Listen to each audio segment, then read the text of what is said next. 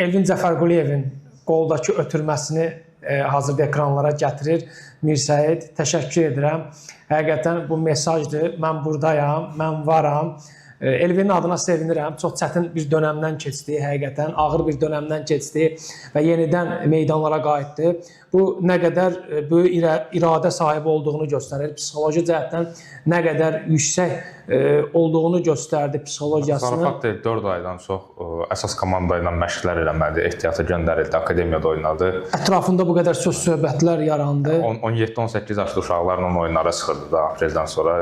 O da biz məsələn Elvindən hardasa başa düşmək olardı ki, fiziki formasını bərpa eləmə məsələsi. Amma Elvin elə oynayır ki, elə bir dünən oyununu keçirdi, mövsüm davam edib oradan gəlib. Amma Kadi Yankovicə baxanda məsələn Elvin hazır vəziyyətdə görünür ki, özlərində işləyib, fərdi məşqlərini eləyib. Hətta zədələndiyi anda belə israr etdi meydanda qalmağa, qaldı və ötürmə verdi. Bir ambisiyası var. Mən belə oyunçuları çox bəyənirəm. Elvin indi məsələn Musa ilə bağlı yazılır. Elvindən bunun qat-qat çox özünüz bilirsiniz yazılırdı. Nə qədər tənqid olunurdu. Hər oyun qırmızı vərəqə, xüsusilə Buraqa ilə oyunlarda davamlı gedirdi, qırmızı alır, cəzasını çəkirdi, gəlirdi, yenə vərəq alırdı. Hətta birinci dəfə də o vaxt Qurbanov göndərmişdi ehtiyata, əvəzedicilər göndərmişdi Elvin Cəfərquliyevi və sanki orada göndərərək müəyyən qədər orada bir dönüş yarandı. Qurbanovla söhbət elədi oyunçular. Yoxsa kim müdaxilə elədi ki, Elvin Cəfərquliyev 180 dərəcə dəyişdi. Həm oyununu artırmasında biz gördük. Elvin özü bildirmiş ki, Qurbanovun danışığı məsləhətləri mənə. Artıq demək olar vərəq almır, cəzalandırılmır Elvin Cəfərquliyev. Ötən mövsüm ümumiyyətlə qırmızı vərəq almadı.